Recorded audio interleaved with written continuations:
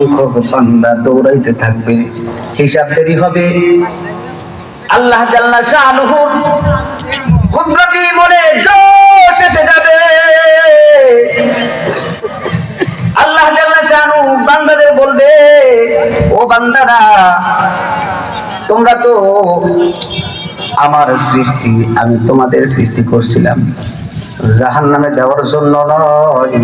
ফেরেশতাদের আদেশ করা হবে, দেখো তো এই বান্দার কোনো আমলনামা সুন্দর আছে কিনা, আমলনামার ভিতরে এরকম কোন নেকি আছে কিনা। নেকি বদি ওজন করে দেখবে কোনো নেকি নাই, কিন্তু কিছু সময় দিনের জন্য, দিনের খাতিরে, আমলের নিয়তে কোন মজমায় বসেছিল, ওই সময়ের খাতিরে আল্লাহ জাল্লা শানু এই বান্দাদেরকে মাফ করে দেবে। এই যে আপনারা অনেকে চার দোকানে আড্ডা, এখানে সেখানে আড্ডা, দয়া করে মাহফিলের ভিতরে বসে এই মাহফিলটা হাসরের ময়দানে কিন্তু কাজে লাগবে। যাই হোক, বলতেছিলাম আমরা দুনিয়ার ভিতরে চলতে ফিরতে কতই না গুনাহ হয়ে যায়, নেমক হারাম হয়ে যায়, আল্লাহর সাথে সীমা লঙ্ঘন হয়ে যায়। বান্দা সীমা লঙ্ঘন করবে, বান্দা গুনাহ করবে। গুনাহ করাটা কোন উম্মত, কোন বান্দা যদি গুনাহ না করে, আল্লাহ এটা পছন্দ না। আবার সব সময় গুনাহ করবে, এটাও পছন্দ না। আল্লাহর পছন্দ হইল গুনাহ করবে, আবার মালিকের কুদরতি কদম দ্বারা মাফ চাবে, এটা হইল আল্লাহর পছন্দ। সুবহানাল্লাহ। আল্লাহ জাল্লা শানুহু পছন্দ কইরা বান্দাদেরকে সৃষ্টি করেছেন, ভালোবেসে সৃষ্টি করেছেন জান্নাতে দেওয়ার জন্য। কিন্তু আমাদের কৃতকর্মের জন্য যদি আমরা জাহান্নামে যাই, তাহলে দায় আল্লাহ না, ঠিক না বেঠিক? আল্লাহ নেই। আমাদের কর্মের জন্য যদি আমাদের স্থান পরিবর্তন করে স্থানে চলে যায়, তাহলে এর জন্য দায় সৃষ্টিকর্তা না, এর জন্য দায় আমি নিজে। আমরা তো সবার সর্বদাই গুনার ভিতরে লিপ্ত। কত গুনার ভিতরে লিপ্ত, যে যার অতীত মোতালা করে দেখেন আমরা কত গুনার ভিতরে লিপ্ত আছি। প্রত্যেকটা কদমে কদমে আমরা গুনার ভিতরে লিপ্ত আছি, প্রত্যেকটা কদমে কদমে।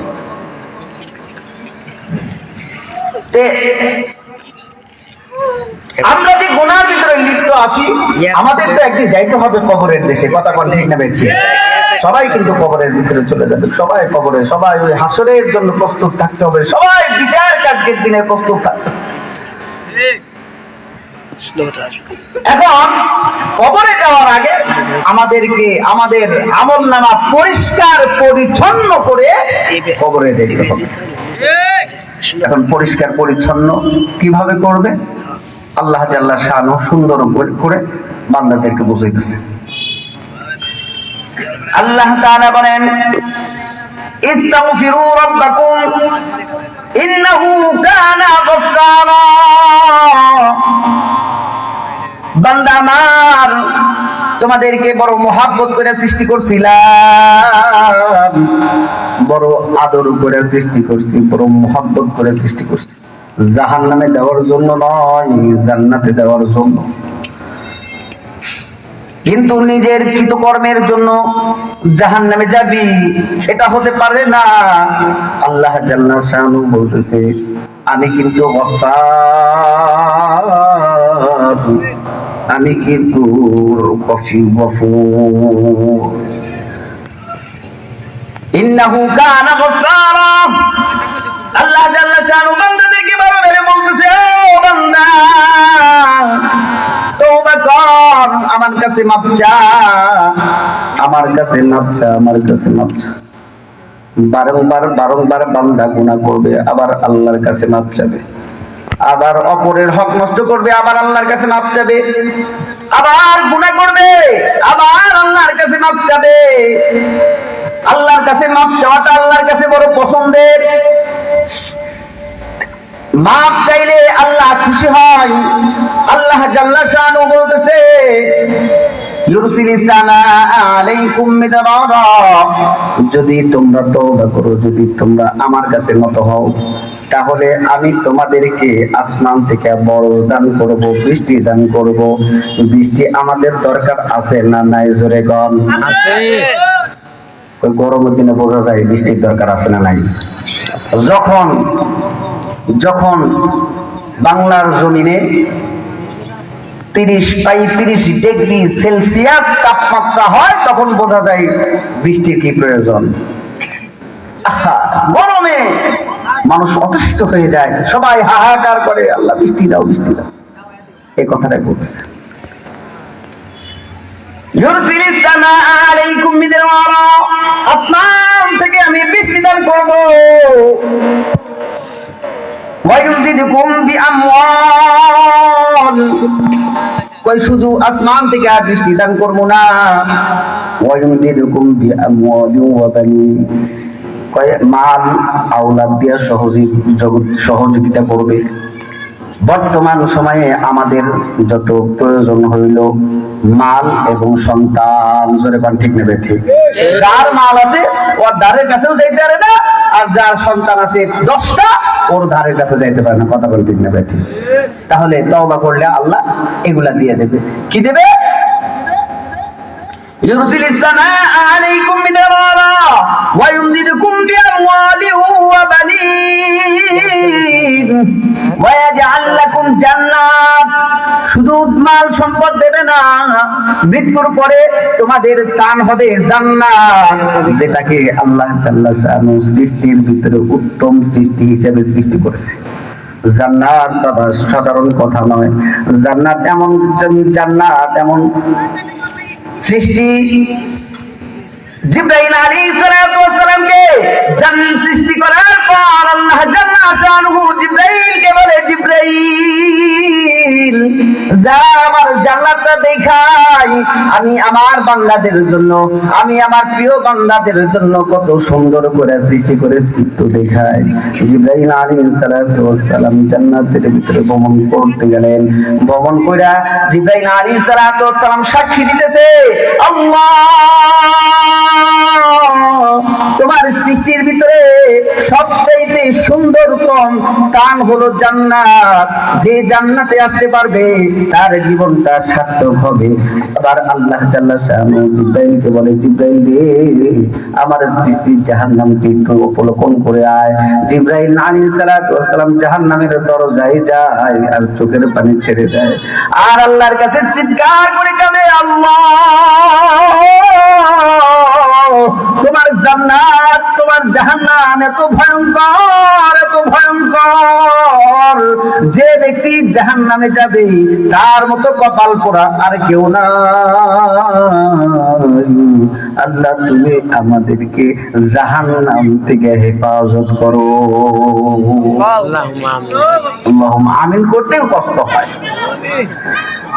তো যাই হোক, আমাদের জন্য জান্নাত রাখছেন কিসের বদলতে? এই তওবার বদলতে। কিসের বদলতে? জোরে বল। কিসের বদলতে? তো একটা ওয়াকিয়া বলি। হযরত হাসান বসরি রাহিমাহুল্লাহ একদিন তার খানকায় বসে রয়েছে, এমন সময় একজন আগন্তুক এসে বলে, ও হাসান বসরি, আমার তো এই সমস্যা, আমার মাঠে ফসল ছিল, ফসলগুলো সব পুরো ছারখার হয়ে গেছে, এখন কি করতে পারি আমি? তো হাসান বসরি রাহিমাহুল্লাহ তারে বললেন, যাও তুমি তওবা করো। আরেকজন এসে বলে, ওগো আল্লাহর ওলি, আমার সন্তান হয় না, আমি কি করতে পারি? তাকে একই সবক দিলেন যে যাও তুমি তওবা করো, তোমার আহাল সহ তোমার যারা অধীনস্থ আছে তাদেরকে নিয়ে তওবা করো। এবার আরেকজন এসে বলে, ওগো আল্লাহর ওলি, আমার এলাকার একটা কূপ ছিল, এলাকায় একটাই কূপ ছিল, কিন্তু কোনো না কোনো গুনাহের কারণে আল্লাহ জাল্লা শানু কূপটা শুকায়া দিয়েছেন, কূপের নিচে পানি চলে গেছে। ওগো আল্লাহর ওলি, এখন কি করতে পারি? আল্লাহর ওলি হাসান বসরি রাহিমাহুল্লাহ তাকেও একই সবক দিয়ে দিলেন যে যাও তোমরা তোমার পরিবারের আহাল যারা আছে তারা সবাই একত্র হয়ে তওবা করতে থাকো। আগন্তুক চলে যায়, আগন্তুক বাহির হইতে দেরি, কিন্তু খাদেম হাসান বসরির কাছে গিয়া বলে, ও আল্লাহর ওলি, জানতে চাই আপনার কাছে জনগণ যে সমস্যা, যার যে সমস্যা, ওই সমস্যা নিয়ে আপনার কাছে আসে। কিন্তু আল্লাহর ওলি গো, সবাইকে তো একটাই সমাধান দিলেন, এক তওবা দ্বারা কি এত সমস্যার সমাধান হবে? আল্লাহর ওলি হযরত হাসান বসরি রাহিমাহুল্লাহ এই আয়াতগুলো তেলাওয়াত করে খাদেমকে শোনায় দিলেন। আল্লাহর ওলি বলে, এই আয়াতের মাধ্যমে আল্লাহ জাল্লা শাআনুহু বান্দাদের সাথে কথোপকথন করে, বান্দাকে আপন করে নেয়।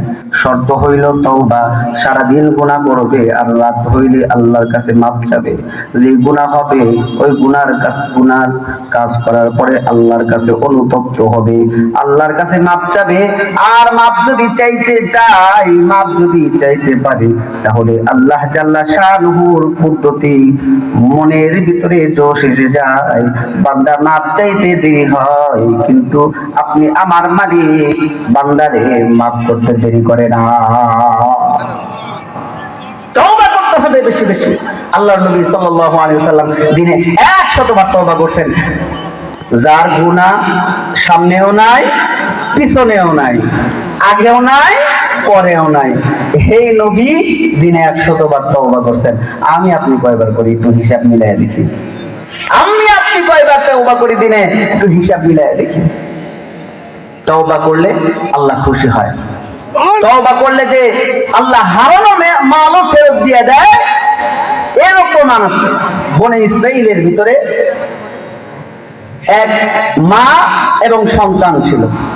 তারা দীর্ঘ 40 বছর আসমান থেকে খাবার আসে, সেই খাবার খায় আর আল্লাহর ইবাদত করে, বাহিরে যাইতে হয় না, বাহিরে তাদের কোনো কাম নাই, শুধু আল্লাহর ইবাদত করে আর আসমান থেকে আল্লাহ টাইম মতো খানা পাঠায় দেয়।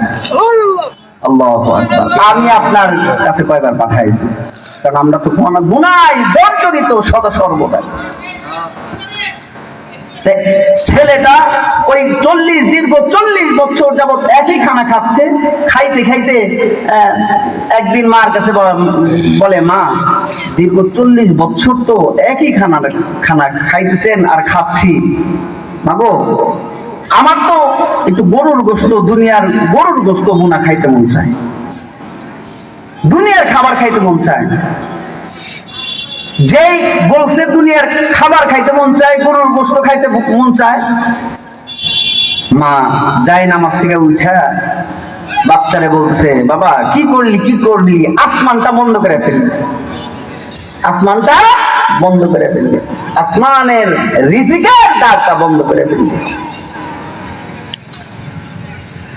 ছেলের ভিতরে আর কোনো অনুতপ্ত নাই। ছেলে মাকে ডেকে বলে, আসমান বন্ধ হইতে সমস্যা নাই, আমার একটু অনুমতি দাও, আমি একটু মানুষের বাড়িতে কাজ করে যা অর্থ পাবো, ওই অর্থ দিয়ে আমি একটু গরুর গোশত কিনে আনবো, তুমি ভুনা করে দিবা। মা ছেলের কথা ফেলতে পারে নাই, মা বলে যা। এবার ছেলে চলে গেছে, ছেলে কাজে চলে গেছে। দোকানদার রে, বাজারের ভিতরে যা দোকানদার রে বলে, ভাই তোমার কি কাজের মানুষের প্রয়োজন আছে? আমার একটা কাজের প্রয়োজন। দোকানদারের চেহারার দিকে তাকায়া বলে, হাই, শুনছি তোমরা নাকি 40 বছর যাবত নাকি বনের আসমানের খানা খাও। 40 বছর যাবত যারা আসমানের খাবার খায়, হঠাৎ করে তারা বাহির হইছে, তার মানে কোন কবিরা গুনাহ করছে, যার ফলে আল্লাহ জাল্লা শাআনহু আসমান থেকে খাবার পাঠানো বন্ধ করে দিয়েছে। যা, আমার দোকান থেকে দূরে সরে যা। তোদের মতো গুনাহগার দেখলেও আমাদের চোখের জ্যোতি নষ্ট হয়ে যাবে, আমাদের দোকান ধ্বংস হয়ে যাবে, হালাক হয়ে যাবে। ছেলেটারে ধমকায় পাঠায় দিছে। ছেলেটা আবার আরেক দোকানে চলে গেছে। এইভাবে সকাল থেকে সন্ধ্যা পর্যন্ত শুধু কাজ করছে, আর মানুষের দ্বারে দ্বারে বারে বারে গিয়া বলছে, ওগো আল্লাহর বান্দারা, আমার একটু কাজ দাও, আমার একটু কাজ দাও, আমি একটু কাজ করবো, কাজ করে কিছু রিজিক নিয়ে যাবো, নইলে আমাদের না খেয়ে থাকতে হবে। কিন্তু বনি ইসরাইলের কেউ বিশ্বাস করে না, কারণ তারা তো আসমান থেকে খানা খাইছে, আসমানের খানা জমিনে বৈশা বৈশা খাইছে। কেউ বিশ্বাস করে না তাদের এই অবস্থার কথা। সন্ধ্যাবেলা খালি হাতে মায়ের কাছে চলে গেছে। সন্তান যখন ঘরের দরজায় নক করেছে, মার কলিজায় পাড়ি দিছে, মনে করছে সন্তান কিছু না কিছু নিয়ে আসছে। মা দরজাটা খুলে দেখে সন্তানের হাত খালি। সন্তানরে ডাক দেয়, কয় বাবা রে, মনে করছিলাম তুমি কিছু নিয়ে আসবা, কিন্তু কিছু নিয়ে আসলাম। তুমি যখন বলেছো দুনিয়ার খাবার খাইবা, সকালে বলছো এখন রাত হয়ে গেছে, আসমানের মালিক আসমান থেকে আর খাবার পাঠাই নাই, সকাল থেকে না খায় রইছি। বাবা গো, তুমি তো আমার আশার আলোতে ঘুরে বালি দিয়েছো। ও বাবা, যা যা আল্লাহর দরবারে কান্নাকাটি কর। এবার ছেলে ডাক দেয়া কয়, মারে অন্যায় করেছি আমার মালিকের কাছে, এই অন্যায় আর করবো না। ও মা, আসমানের খাবার আমার পছন্দ হয়েছিল না, যার কারণে আমি আসমানের খাবার পাচ্ছি আর দুনিয়ার খাবার পছন্দ করেছিলাম, যার ফলশ্রুতিতে আসমানের মালিক আসমানের খাবার বন্ধ করে দিচ্ছে। মাগো, আমি আর এই সমস্ত কথা বলবো না। এই কথা বলতেছে আর মার কাছে বলতেছে, মারে তুমি সকাল থেকে না খায়া রইছো, ঠিক আমিও সকাল থেকে না খায়া রইছি। ও মা, আল্লাহ জাল্লা শানু আমার এই কথাতে এত রাগ করবেন আমি জানি, বুঝতে পারি না। মাগো, আসমানের খাবার বন্ধ হয়েছে, শুধু আসমানের খাবার বন্ধ হয় নাই, ও মা দুনিয়ার খাবারও বন্ধ হয়েছে। সারাটা দিন মানুষের দ্বারে দ্বারে বারে বারে ঘুরছি, কিন্তু কেউ এক লোকমা খাবার দিয়া বলে নাই সারাদিন ঘুরছো, সারাদিন না খাওয়াইছো, আমার ঘরে 2 লোকমা খাবার খা। কেউ বলে নাই মা, কেউ লোক বলে নাই, আমি না খাওয়া রয়েছি। এবার সন্তান মার কাছে গিয়া কান্না করে, মা ও মা, যে কথা বলছি, যে কথাটা আল্লাহর পছন্দ হয় নাই, ও মা ওই কথা বলে ফেলছি। মাগো, আল্লাহর ক্রোধ ভাঙ্গা কি কোন দরজা নাই? আল্লাহর ক্রোধ ভাঙ্গার মতো কি কোনো কিছু নাই? আল্লাহ আসমান খোলার মতো কোনো কি চাবি নাই নাকি মা? মা ডাক দিয়া বলে, বাবা গো, আসমান খোলার মতো একটা চাবি আছে, সেই চাবিটা হইল তওবা।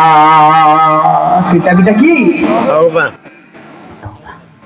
আসমান খোলার মতো একটাই চাবি আছে, সেই চাবির নাই হইল কি? তওবা।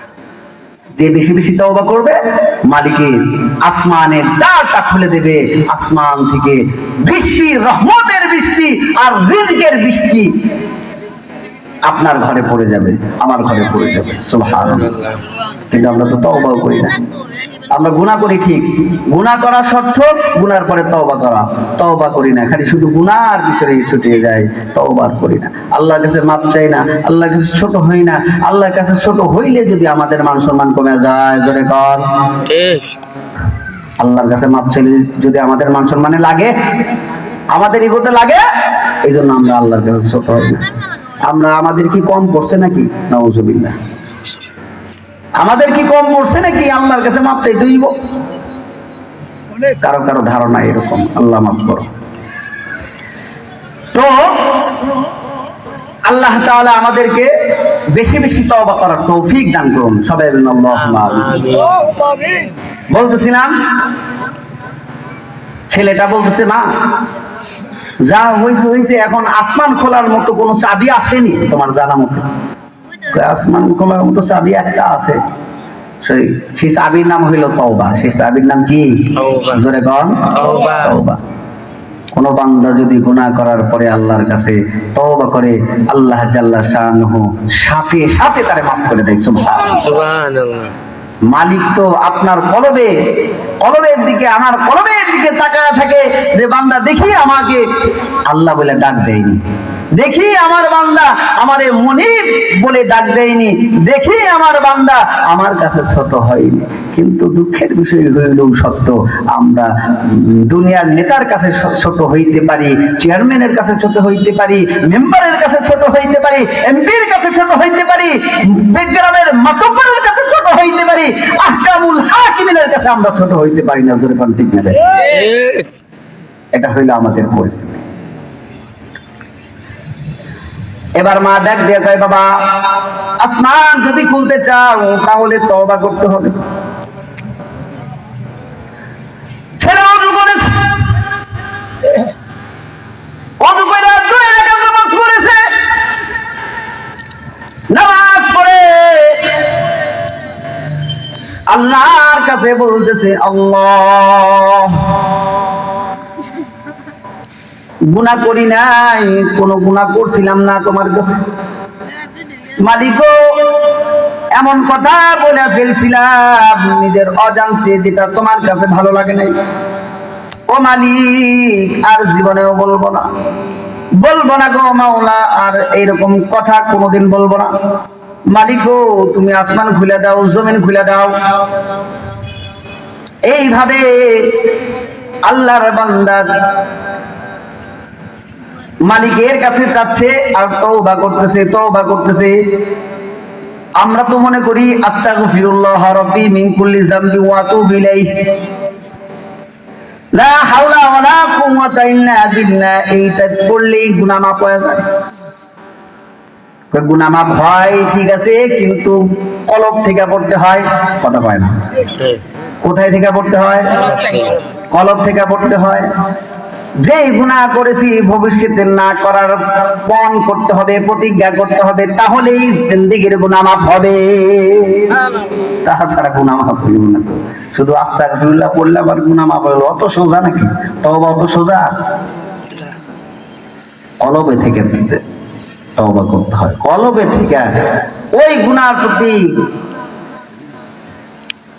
ঘৃণা, ওই গুনাহর প্রতি ঘৃণা, আর ভবিষ্যতে না করার প্রতিজ্ঞা করতে হয়। এটার নাম হইল তওবা। যাই হোক, সন্তান সিজদায় পড়ছে আর বলছে, আল্লাহ আমি আর কোনোদিন এইরকম কথা বলবো না গো মাওলা, ও মালিক আর কোনোদিন এই কথা বলবো না। আল্লাহর বান্দা বলতেছে, বলতে চোখের পানি ছেড়ে দিছে, চোখের পানিতে জমিন ভিজতেছে,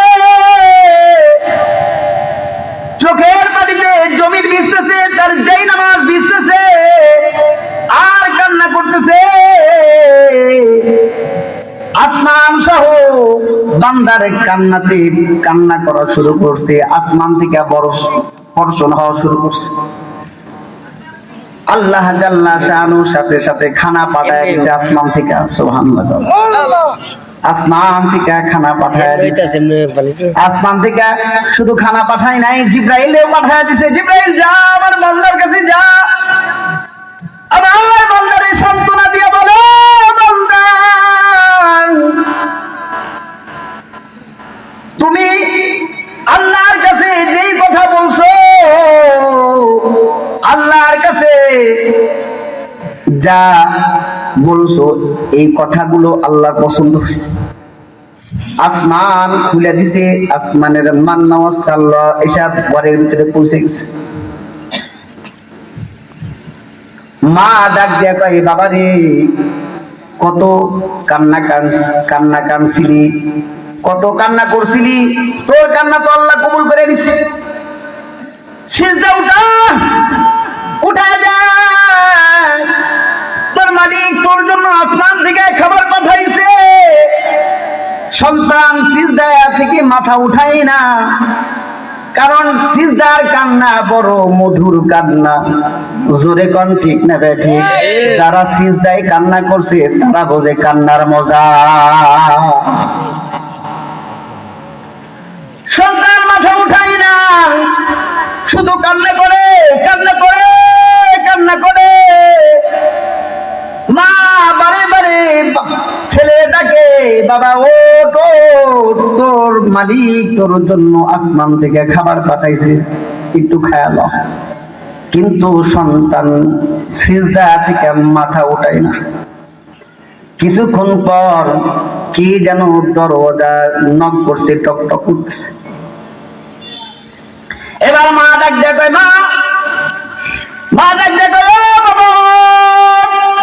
দেখ বাহির থেকে কে যেন আসছে, দরজা খুলে দে।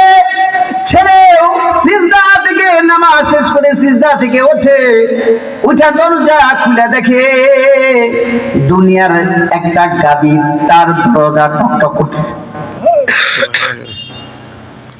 গাবি তো এই সেই গাবি না, গাবি কোটা কয়। গাবি বলতেছে, যুবক রে, তুই না দুনিয়ার গরুর গোস্ত গাবির গোস্ত গুনা খাইছিস, আমারে জবাই করে খা, আমি অপরের মাল নয়, আমি তোর জন্য হালাল। যুবক প্রশ্ন সরে দিয়ে বলেন, ও পশু,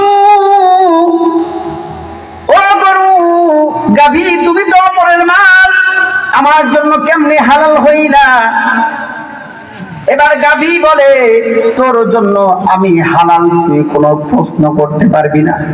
প্রশ্ন করলেই তুই বিপদে পড়ে যাবি, প্রশ্ন করিস না।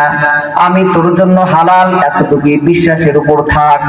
যা আমারে জবাই কর, আমার গোশত বুনা করে খা। ছেলে দৌড়ে আমার কাছে চলে গেছে। মা দরজায় দুনিয়ার কোন মানুষ আছে নাই, দুনিয়ার একটা গরু আসছে। গরু এসে মানুষের মতো কথা কয়, সে নাকি আমার আর তোমার জন্য হালাল। ও মা, সে বলতেছে জবাই করে আমারে খা। মা গো, আমরা যদি জবাই করে খাই তাহলে কি হালাল হবে? মা ডাক দিয়ে কয়, বাবা জীবনে কি কখনো শুনেছিস গরু কথা কয়? সন্তান বলে, মা কখনো শুনি নাই, কিন্তু আজকে দেখতেছি। মা ডাক দিয়ে কয়, বাবা রে, এটা কিসের ফল জানো? কয়, না মা, এটা কিসের ফল জানি না। মা ডাক দিয়া কয়, বাবা রে, এটা হইল তোমার তওবার ফল। জোরে কোন কিসের ফল? এটা হইল তোমার সিজদার ফল, এটা হইল তোমার অনুতপ্তের ফল, এটা হইল তোমার ছোট হওয়ার ফল। মা বলতেছে, কোনো সমস্যা নেই, জবাই কর। আপনাদের কাছে প্রশ্ন, গরু কথা কয়? জোরে কম কথা কয়, গরু কথা কয়? আল্লাহ বলাইলে বলতে পারে। আল্লাহ যদি কয়, আল্লাহ যদি গাভীরে কথা কয় তাহলে কথা কয়। হাদিসের ভিতরে আসছে, এক রাখাল মাঠে গরু ছাগল বকরি চড়াইতেছে। একটা বাঘ এসে সুন্দর করে রাখালে দাদা নিয়ে দিছে, সারাদিন গরুর ছাগল চড়াস, তোর কষ্ট হয়, যা দূরে যা, আমার কাজ আমারে করতে দে। এবার যুবক রাখাল চিৎকার করতেছে, ইয়া আলাল আযাব, এই যে দেখো, এই কে আছো দেখো, এই যে বাঘে কথা বলে। যুবক চিৎকার করতেছে, বাঘ ধমক দেয়া কয়, বেটা বাঘে কথা কয়নি, কোনোদিন শুনছ? এটা আমার আল্লাহ কইছে, এই জন্য আমি কইছি। এই কথা বলতেছে, আর যুবক চিল্লাই দিচ্ছে, এই আশ্চর্য খবর, আশ্চর্য খবর, দেখো বাঘে কথা কয়, দেখো বাঘে কথা কয়। আল্লাহ যদি বাঘের কথা কয় তাহলে বাঘের কথা কয়।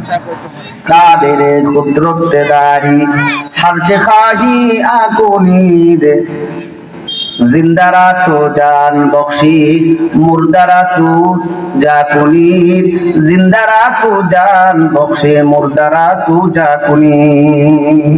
আল্লাহ যা ইচ্ছা তাই করতে পারেন। জড় বস্তুকেও আল্লাহ জাল্লা শাআনহু কথা বলাইতে পারেন। জোরে কোন ঠিক না বেঠিক? জড় বস্তু যার ভাষা, যার নড়াচড়াই নাই, হ্যাঁকেও আল্লাহ কথা বলাবে। হাসরের ময়দানে আপনার হাত কথা বললেন, জোরে কোন বোঝেননি কথা? বোঝেন কথা? আপনার পা কথা বলবে, আপনার জবান কথা বলবে, আপনার জবান বন্ধ করে দিবে, আপনার চোখ কথা বলবে, আপনার নাক কথা বলবে, আপনার মস্তিষ্ক কথা বলবে, আপনার উদর কথা বলবে। বলবে এই যে ধরো, আল্লাহ এটাতে ধরো, আমার দ্বারা ও অপরের মাল ধরছে। হাত বলবে, বলবে পা বলবে আল্লাহ এটাতে ধরো, আমার উপর ভর করে গিয়া সে জেনা করেছে, ধরো এটাতে। মস্তিষ্ক বলবে আল্লাহ এটার কোনো ছাড় নাই, আমার দ্বারা চিন্তা কইরা ও অপরের অন্যায় করেছে, ওটার ধরো সাইজ কর। কার জন্য আমরা এত কিছু করি? বোঝেননি? আমরা কার জন্য এত কিছু করি? তো গাবি কথা বলতেছে যে আমি তোদের জন্য হারাম, তোরা জবাই কর, আমাকে জবাই করে খায় ফেল। এখন মার কাছে বলছে, মা বলছে এত প্রশ্ন করেছিল, প্রশ্ন করলে ঝামেলা হইব, যেহেতু গরু গাবি কথা কয়, এটা নিঃসন্দেহে আল্লাহর পক্ষ থেকে আসছে, জবাই দিয়ে দে। আল্লাহু আকবার বলে যখন জবাই দিতে, জবাই হয়ে গেছে, গরুর গোশত তৃপ্তি সহকারে বোনা করে খায় ফেলছে, যতটুকু প্রয়োজন খাইছে। এখন সকাল হইতে দেরি, গাভীর মালিক এসে তো আর ধরতে দেরি না। আমার গাভী খাইছস, তোর এত বড় সাহস। তৎকালীন নবী দাউদ আলাইহিস সালাম তার কাছে চলে গেছে, পয়গম্বর এ তো আমার গাভী খাইছে। এখন বাদি দিলে ডাক দিছে, তুমি কেন আর গাভী খাইছো? এখন বাদি বলে, আল্লাহর বান্দা, মা ছেলে বলে, ওগো নবী, গাবি এসে বলে সে নাকি আমার জন্য হালাল, এই জন্য আমি খাইছি। সুবহানাল্লাহ, সুবহানাল্লাহ। দাউদ আলাইহিস সালাম বলে, ও গাভীর মালিক, যা চলে যা, আল্লাহর কুদরত প্রকাশ পাইছে, আর দলিল খুঁজিস না, চলে যা। এবার গাভীর মালিক কয়, নবী গো, মনে করছিলাম আপনি নেই বিচার করেন, কিন্তু আপনার মতো গাঁজাখোর আর জমিনের ভিতরে একটাও নাই। নাউজুবিল্লাহ। যখন নবী দাউদ আলাইহিস সালামকে অপমান করে কথা বলছে, আল্লাহ জাল্লা শাআনহু তারে ধরে ফেলছে, সাথে সাথে ধরে বলছে, জিব্রাইলকে পাঠায় দিতে, জিব্রাইল যা আমার নবীর কাছে যা। আবার নবীর কি এবং আগামীকাল বিচারের রায় হবে, আগামীকাল বিচারের রায় হবে, আগামীকাল আসো।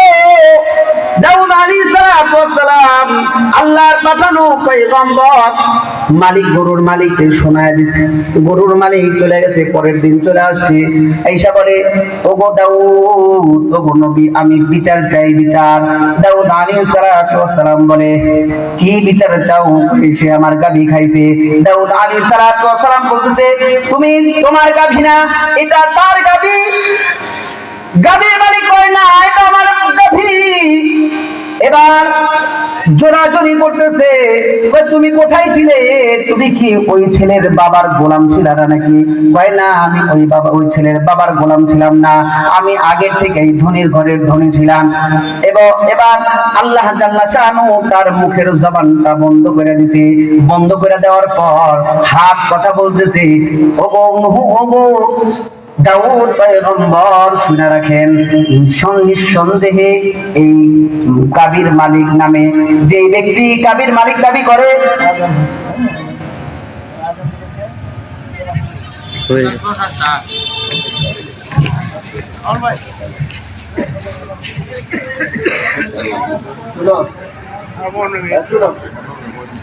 আমি কি বলি যে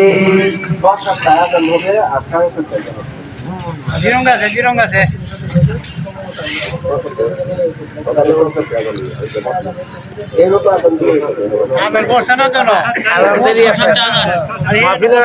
গাভীর মালিক কয় যে আমি আর বিশ্বাস করি না। গাভীর মালিকে আল্লাহ জাল্লা শানু জবান বন্ধ করে দিছে। জবান বন্ধ করে দেওয়ার পর হাত করে ও পয়গম্বর শুনে রাখেন, আমি সাক্ষী দিতেছি এটা আসলে গাভীর মালিক নয়, গাভীর মালিক হইল ওই ছেলের বাবা। সে তার গোলাম ছিল, গোলাম মেরে মনিব মেরে রাতারাতি বড়লোক হইছে।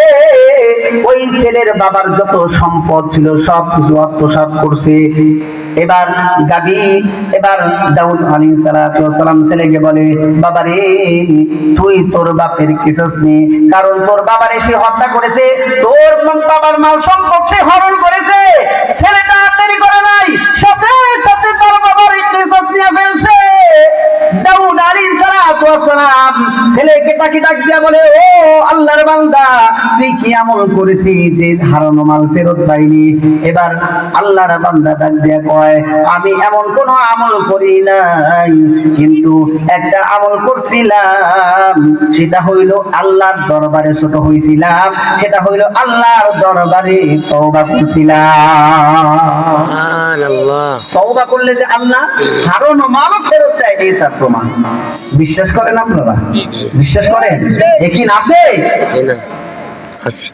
বিশ্বাস করতে হবে। তওবার মাধ্যমে আল্লাহ যাবতীয় সমস্যার সমাধান করে দেয়, যাবতীয় সমস্যা। কিন্তু আমরা তওবাই করি না। আমরা গুনাহ করি সত্য, আমরা বিপদে যাই সত্য, কিন্তু বিপদ থেকে সৎ পথে আসার যে একটা পন্থা, এই পন্থাটাও আমরা অবলম্বন করি না। আমরা নিজের সবসময় নির্দেশ প্রমাণ করার চেষ্টা করি। আমরা নিজের সবসময় ধোয়া তুলসী পাতা মনে করি। আল্লাহ জাল্লা শানু আমাদের সকলকে বেশি বেশি তওবা করার তৌফিক দান করুন। সবাই আল্লাহুম্মা আমিন। জমিনের ভিতরে চলাকালীন কত সমস্যার ভিতরে পড়ে মানুষ, সমস্যায় জর্জরিত। কারো ছেলে হয় না, কারো বাচ্চা হয় না, কারো অভাব, কারো এই সমস্যা সেই সমস্যা। সব সমস্যার সমাধান একটা, কি? তওবা। সব সমস্যার সমাধান আল কোরআন। আল কোরআনের ভিতরে আল্লাহ জাল্লা শানহু এই সমস্যার সমাধানগুলা সুন্দরভাবে উঠায়। আল্লাহ আমাদেরকে অতীত ভবিষ্যতে অতীতে যত ভুল ভ্রান্তি করেছি, যত আল্লাহর সাথে নেমকামি করছি, সীমা লঙ্ঘন করেছি, এর জন্য আল্লাহর কাছে মাপ চাওয়া, এর জন্য আল্লাহর কাছে ছোট হওয়া, এর জন্য আল্লাহর কাছে অনুতপ্ত হওয়া যদি আমরা হইতে পারি, তাহলে আল্লাহ আমাদের জন্য ওই যে রাখছেন না, কি? জান্নাত। সূরা কোন? কি? জান্নাত। ইউরসিলিস সামা আলাইকুম মিদরারা ওয়া ইউমদিদুকুম বিআমওয়ালিন ওয়া বানিন ওয়া ইয়াজআল লাকুম জান্নাত ওয়া ইয়াজআল লাকুম আনহারা। শুধু জান্নাত দেবে না বাবা, শুধু জান্নাত দেবে না, আল্লাহ জাল্লা শানুহু না থেকে জাহান্নাম থেকে রক্ষা করবে যদি আমরা সঠিকভাবে তওবা করতে পারি। আর যদি আমরা তওবাকে ছেড়ে সাইডে চলে যাই, তাহলে আমাদের জন্য বিপদ আছে। কারণ হাসরের ময়দানে কিন্তু আল্লাহর দরবারে জবাবদিহি করতে হবে। হাসরের ময়দান এমন কঠিন ময়দান বাবা, অর্থাৎ উপরে সূর্য চলে আসবে, সবাই দিক বিদিক দৌড়াদৌড়ি করবে, কোথায় যাবে ছায়া নাই, সবাই পেরেশান হয়ে যাবে, সবাই আশ্রয় খুঁজতে কোথায় গেলে একটু শান্তি পাওয়া যায়। সবাই আল্লাহর সাহায্য কামনা করবে, কিন্তু আল্লাহ জাল্লা শানু তাদেরকে সাহায্য করবে যারা দুনিয়াতে আল্লাহর পছন্দনীয় কাজ করেছে, ভুল করলেও মালিকের কাছে ক্ষমা চেয়েছে, ভুল করলেও মালিকের কাছে ছোট হয়েছে, তাদেরকে আল্লাহ ওই দিন সাহায্য করবে। আল্লাহ জাল্লা শানু আমাদেরকে বেশি বেশি তওবা করার তৌফিক দান করুন। আজানের সময় হয়েছে, আমরা এখানে সেখানে যেখানেই থাকি না কেন আমাদের মূল কাজ তো মাহফিলের কাজ তো শুরু হয়ে গেছে। দেখা যায় অনেকেই দোকানপাটে বসে রয়েছে, অনেকে এখানে সেখানে আড্ডা দিতেছে, কোনো কাজ নাই, কোনো কাজ নাই। এখানে এসে 10 মিনিট বসবো, 1 ঘন্টা আধা ঘন্টা বসবো, এই চাহিদাটাও নাই। কারণ এটা যদি করে আবার হাসরের ময়দানে লাভবান হইব। হাসরের ময়দানে লাভবান হওয়ার মতো বান্দা খুব কমই আছে। সবাই দুনিয়াতে লাভবান হইতে চায়, সবাই দুনিয়াতে বিল্ডিং করতে চায়, ক্ষণস্থায়ী জমিনে অট্টালিকা করতে চায়, ক্ষণস্থায়ী জমিনে বিশাল ব্যবসা প্রতিষ্ঠান করতে চায়। আর আখিরাত আর শেষ যেখানে আমার আবাসস্থল আবাদান আবাদান, যেখানে আমার চিরস্থায়ী থাকতে হবে, সেদিকে কোনো ভ্রুক্ষেপই নাই। এই জন্য যেখানেই থাকেন এই মাহফিলের ভিতরে ইশার জামাত হবে, আপনারা দয়া করে এখানে চলে আসেন, আমরা নামাজ পড়ব এবং মাহফিলের শেষ পর্যন্ত আমরা এখানে থাকবো ইনশাআল্লাহ। আমিন ওয়া আখির দাওয়া আনিল হামদুলিল্লাহি রাব্বিল আলামিন। আসসালামু আলাইকুম ওয়া রাহমাতুল্লাহি ওয়া বারাকাতুহু।